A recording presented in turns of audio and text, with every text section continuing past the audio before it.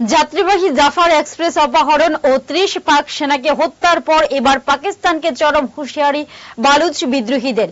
৪৮ ঘন্টার চরম সীমা দেওয়া হলো পাকিস্তান সরকারকে। দাবি না মানলে আরো ১০ পণবন্দীকে হত্যা করা হবে বলে জানানো হয়েছে। শুধু তাই নয়, ১৬ জন বিদ্রোহীকে হত্যা করা হয়েছে বলে সেনার যে দাবি করেছিল তা খারিজ করেছে বালুচ বিদ্রোহীরা।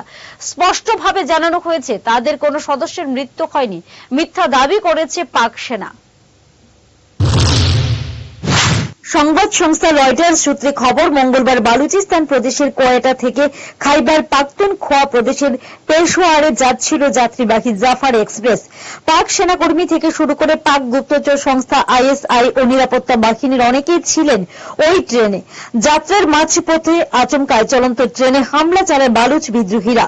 রেল লাইন উড়িয়ে দিয়ে পণবন্দী করা হয় ২১৪ জনকে। বালুচ বিদ্রোহীদের দাবি, এই অভিযানে ৩০ জনের বেশি পাক সেনার মৃত্যু হয়েছে। প্রায় ৮ ঘন্টা ধরে পাক সেনার সঙ্গে লড়াই চালানোর পর পাক সেনা পিছু হটেছে। বালুচ বিদ্রোহীদের তরফে বিবৃতি জারি করে জানানো হয়েছে, ট্রেন এখন আমাদের দখলে। বর্তমানে ২১৪ জন পণবন্দী রয়েছেন। পাক সরকার যে বালুচ বিদ্রোহীদের বন্দী করেছেন তাদের মুক্তির বদলে আমরা বন্দীদের মুক্তি দিতে রাজি আছি। এই বিষয়ে ৪৮ ঘন্টার চরম সীমা বেঁধে দেওয়া হয়েছে পাক সরকারকে। বলা হয়েছে যে বালুচ রাজনৈতিক নেতাদের বন্দী করা হয়েছে এবং তাদেরকে সকলকে মুক্তি দিতে হবে। যদি আমাদের দাবি না মেনে ফের সেনা অভিযান চালানো হয়, সেক্ষেত্রে সব বন্দীদের শেষ করে দেব ও এই ট্রেন পুরোপুরি ধ্বংস করে দেব। এদিকে পাক সেনার তরফে জানানো হয়েছে, ট্রেনে ওই হামলার পর বড় পরিসরে বালুচ বিদ্রোহীদের বিরুদ্ধে অভিযানে নামা হচ্ছে।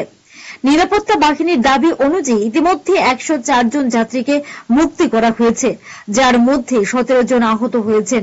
স্থানীয় পুলিশের তরফে জানানো হয়েছে, সেনার পাল্টা হামলার ১৬ জন বিদ্রোহীর মৃত্যু হয়েছে, যদিও এই দাবিকে মিথ্যা বলে জানালো বালুচ বিদ্রোহীরা।